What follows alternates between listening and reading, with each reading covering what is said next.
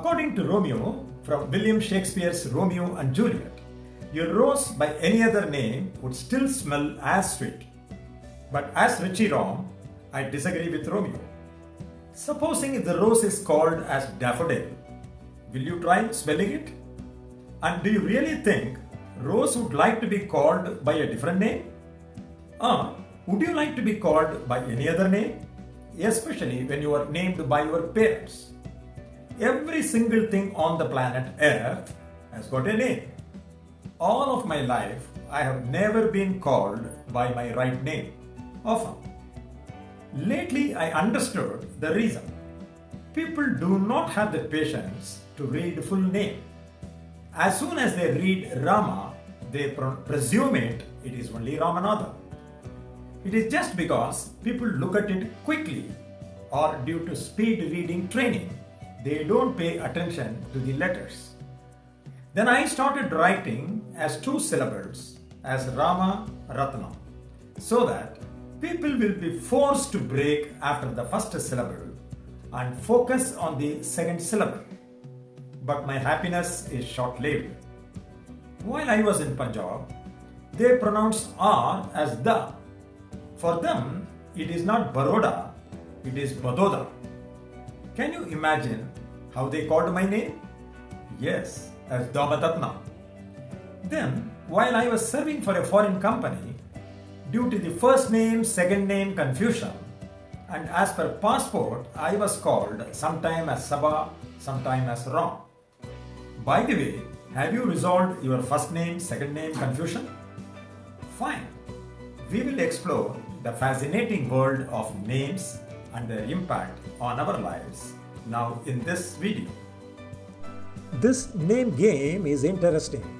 Sometimes a familiar or humorous nickname is also given to people as Bunty, Chikku, Goody, Nimmi, etc. Most of the time without any meaning. As long as persons turn their heads while called by nicknames, people acknowledge and accept them. Our world is becoming increasingly globalized and people make global travel. Connections across culture are increasingly common, but that doesn't mean that our sense of our own culture just has to disappear.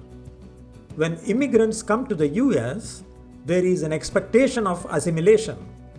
You will assimilate into that culture, take those names, act the same way as they do.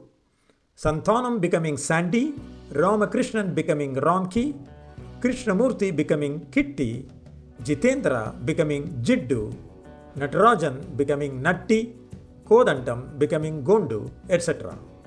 Have you also noticed many Chinese working with Western countries have an English name attached, since their native name is sometimes mouth-cracking and not rolling easily in the tongue.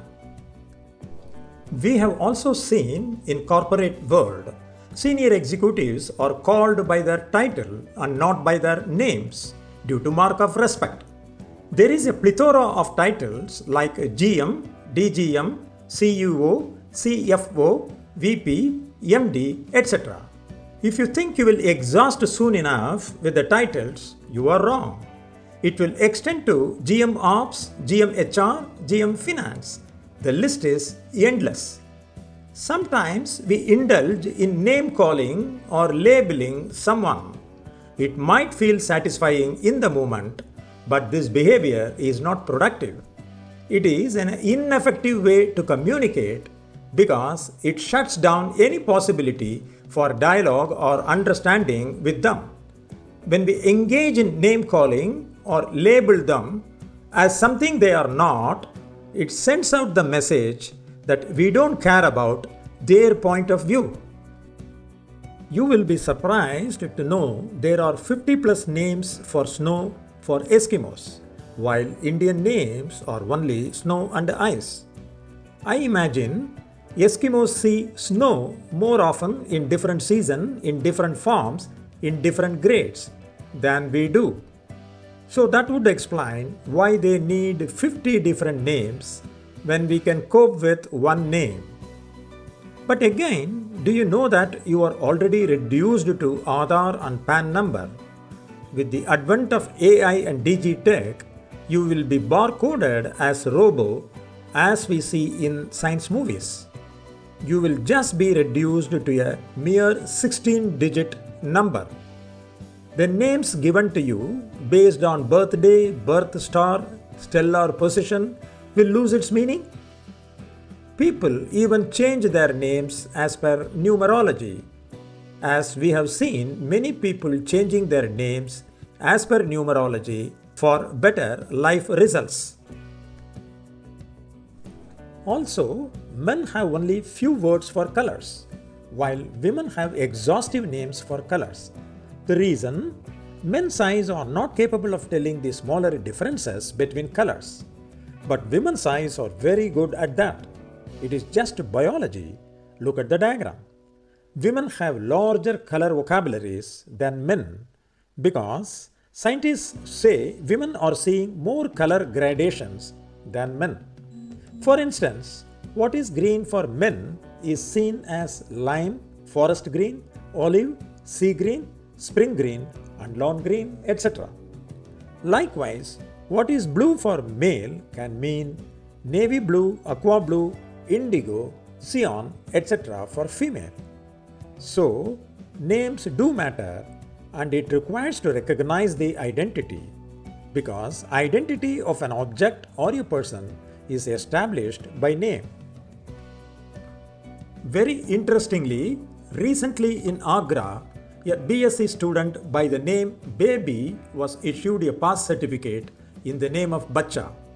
The certificate reportedly reads, "It is certified that Bacha has passed the BSc examination from this university in the second division in 2023 session and obtained the degree." What a pity!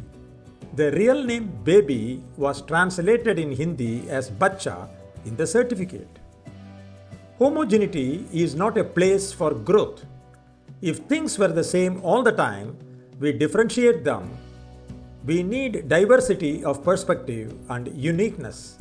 For instance, just in case if there are two persons with the same name as Raja, we started early in the school days to differentiate as Raja 1 and Raja 2 because we needed the difference. A rose is a rose for a reason. Yes, calling it a daffodil does not diminish the inherent power of the rose, but it does diminish what the rose feels about being a rose, like how Kodandam feels being called as Gondu. We all deserve a name, and we deserve it to be said correctly. So call your rose as rose only, or whatever it asks to be called. So, what is in a name? A name is your label. It is what people call you. It is what you respond to. It is what you understand about yourself. From the day you are born, you are assigned this identifier. Some people get nicknames or change their name entirely after they are born. But the common thread is a name.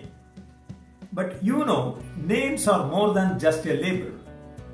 They can shape your identity, influence how others perceive you, and even affect your self-esteem.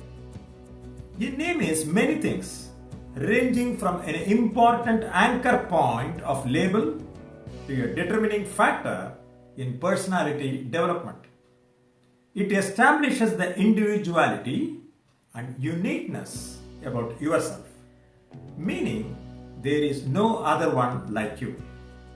Your name is a major component of your identity. Usually, when someone asks the question, "Who are you?" the common reply is your name. So, does it mean that you are nothing if you don't have any name?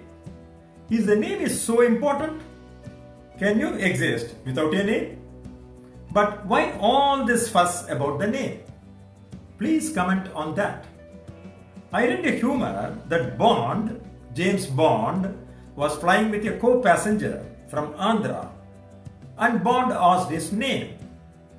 He replied, "Gumanuru Badradari Venkatapani Sarat Kumar." James Bond Sean a little and decided to call himself as Bond only and not anymore as James Bond. But in my case, people who called me as Rom are calling me now as Richie Rom after this channel with a new identity. So this is Richie Rom, thanking you for watching the video till the end. Please comment below on your thoughts and share it, like it and subscribe and press the bell icon so that you will get the notification when the channel comes with a new content.